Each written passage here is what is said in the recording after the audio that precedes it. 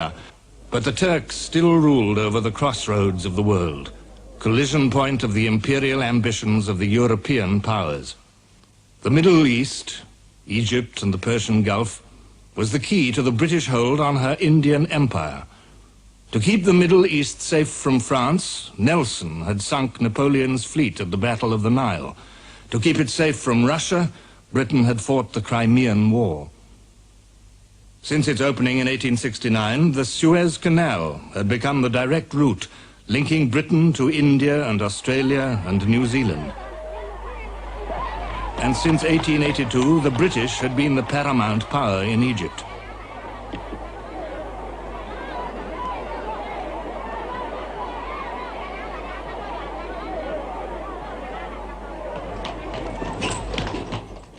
The early years of the 20th century had added another reason for British concern about the Middle East. Oil. In 1908, oil had been discovered in Persia, not far from the head of the Persian Gulf. In the new age of aircraft and motor transport, oil was becoming vital for Britain. The Navy, too, was changing over from coal to oil. Unlike coal, which lay safe under British fields, this new fuel was in lands that might be menaced by hostile powers. From London and from Delhi, the British continued to keep watch on the Middle East.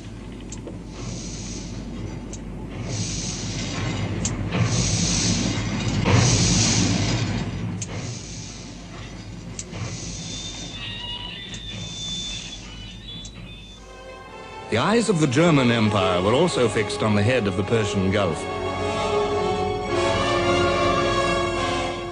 Through the Balkans, through Turkey itself, and across the sands of Mesopotamia, there lay Germany's road to the east, a road for her busy salesmen and industrialists. The Berlin to Baghdad Railway. By 1914, all but 400 miles had been completed.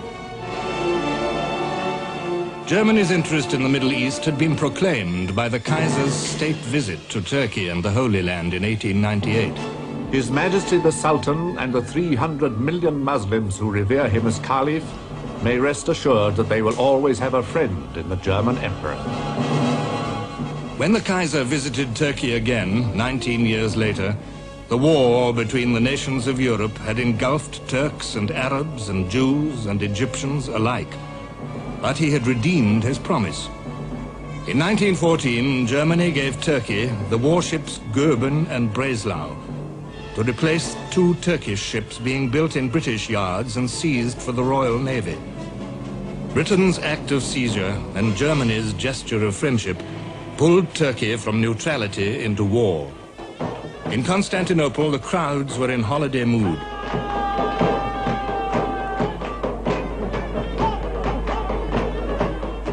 But the Kaiser saw them, and all their fellow Muslims everywhere, as a means of destroying Britain's Indian Empire, that empire which tormented him with envy. We must inflame the whole Mohammedan world to frantic rebellion against this detestable, treacherous, conscienceless nation of shopkeepers. For if we are to bleed to death, England shall at all events lose India.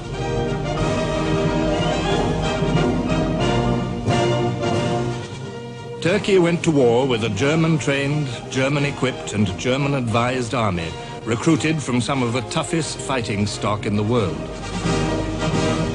Which way would the Turks march?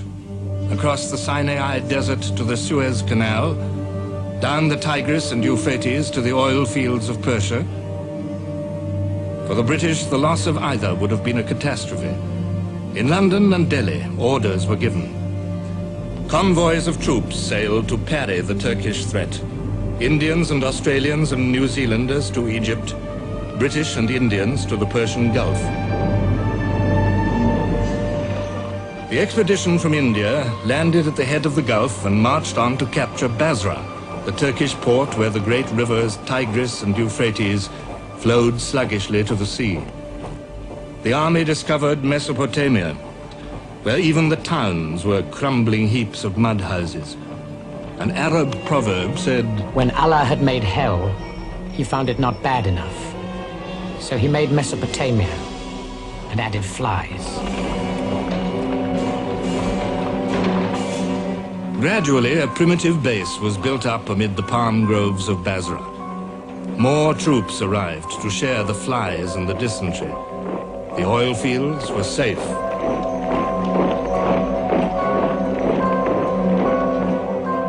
There seemed nothing more for the army to do. But its new commander, Lieutenant General Sir John Nixon, was not a man to rest on the defensive.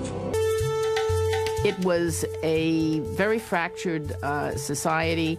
Tribalism was very strong in many parts, and in fact most people were either rural or tribal. The cities were small and few, and the Ottomans governed through a rather thin administration, mainly of Ottoman Turks, but with some Arabs as well.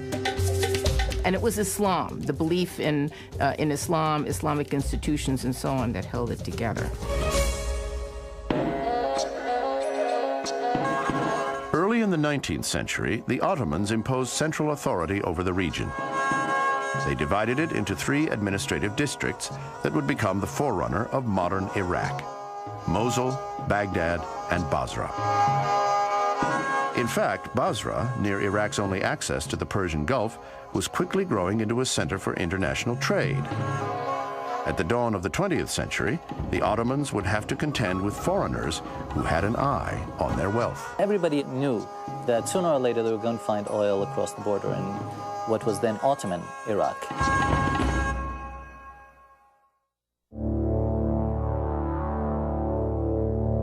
In 1908, crude oil was discovered in Iran.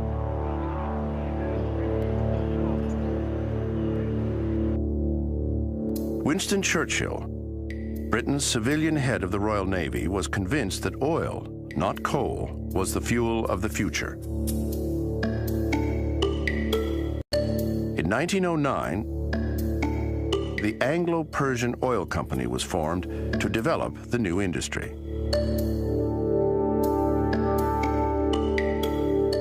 Everybody knew that sooner or later they were going to find oil across the border in what was then Ottoman Iraq.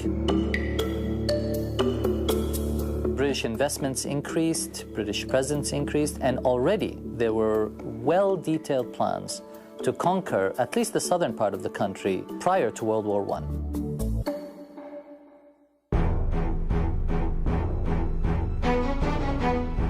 On August 1st, 1914, Germany, motivated by a desire for greater power and international influence, declared war on Russia.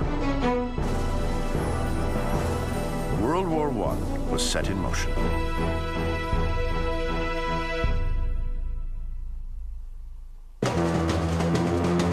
When the Ottoman Empire sided with Germany and Austria-Hungary against the Allies, the British found their commercial interests in the Middle East suddenly threatened. By November 1914, the British Army occupied Basra to defend the Anglo-Persian Oil Company's fields and refineries nearby in Iran. Beginning in 1916, the British engaged in a series of offenses that eventually led to the capture of Baghdad. They entered the city on March 11, 1917, under Lieutenant General Sir Frederick Stanley Maude. 9,000 Turkish soldiers surrendered rather than put up a fight. General Maude announced to the people of Baghdad, "Our armies do not come into your cities and lands as conquerors or enemies, but as liberators." The British Army continued to move north until it captured Mosul early in November 1918. Britain then controlled nearly all of Iraq. The Ottoman Turks were defeated.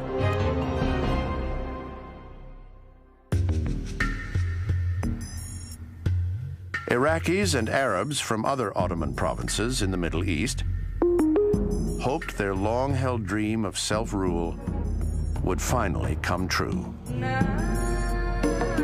An Arab Arab nationalist movement of sorts had already started before World War I. And many of the Arab army officers and civil servants and intellectuals who had been, some of them educated in Istanbul, were opposed to control by the Turks. At the Paris Peace Conference in 1919, Arab hopes for independence were crushed when the Ottoman provinces were divided between France and Britain by the League of Nations. Iraq, as well as Palestine, became a mandate entrusted to Britain. These countries were deemed to be almost ready for independence, but they were going to need help from foreign powers to prepare them for independence. Nation building, we call it today. Arnold Wilson was the administrator in charge of the Iraq Mandate. He argued that it was in British interest to bring civilization to Iraq, to Mesopotamia, and that this could only be done through direct English rule over the country. Thus, he brushed aside any claims of Iraqis to participate in the governance of the country.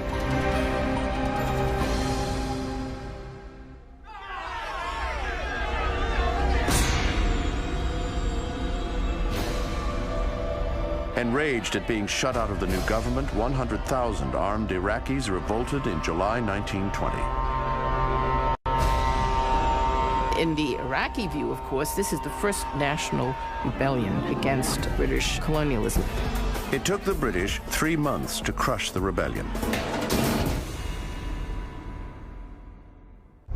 By 1921, Colonial Secretary Winston Churchill was determined to end direct British rule and install a British-friendly Arab leader as King of Iraq. He invited Prince Faisal al-Hussein to become ruler of the new state, even though he was not Iraqi, but was instead a member of the Hashemites, the ruling family of Mecca. Faisal was a descendant of the Prophet, and thus he had sort of religious credentials. He had Arab nationalist credentials in the sense that he was a leader of a revolt against the Ottomans in the name of Arabism. Generally speaking, he was considered to be quite moderate and willing to accommodate British interest. In August 1921, Faisal was elected King of Iraq in a dubious referendum. The Hashemite monarchy was considered as foreign by many Iraqis.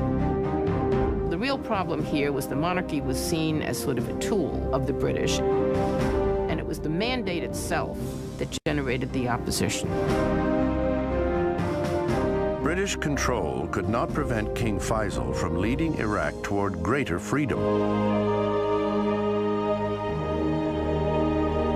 At the king's urging, Iraq was admitted to the League of Nations as an independent state in October 1932.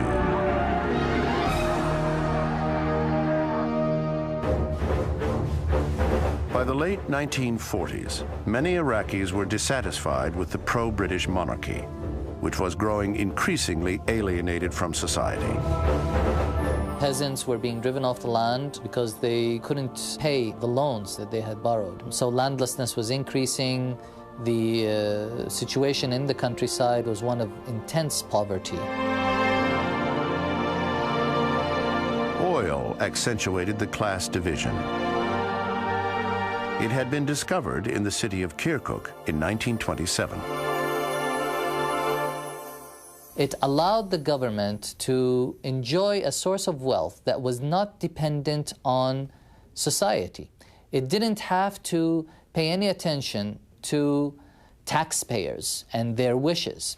There was the entire budget of the Iraqi government right from the ground, so it was not accountable to anybody, and this caused it to grow in arrogance and in isolation.